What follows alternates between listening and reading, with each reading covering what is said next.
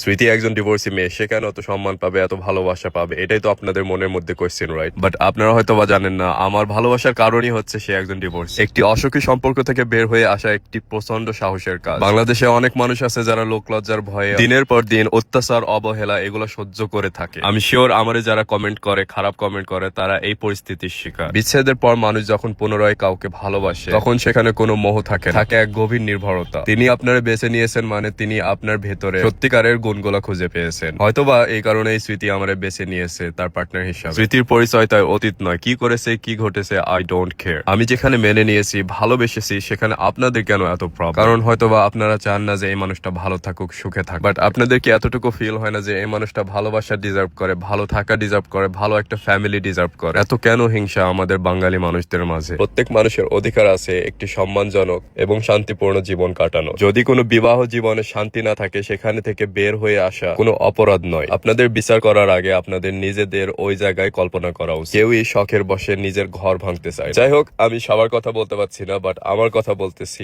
আমি স্মৃতির পাশে সারা জীবন থাকবো এন্ড সারা জীবন তারে ভালোবাসবো। কথাগুলো অনেক কষ্ট নিয়ে আপনাদের মাঝে শেয়ার করলাম, কারণ আপনার ভালোবাসার মানুষের কেউ কোনো খারাপ কথা বললে আপনারও সহ্য হবে। আশা করি আপনারা সবাই ভালো থাকবেন, সুস্থ থাকবেন, আমাদের জন্য দোয়া করবেন। আসসালামু আলাইকুম।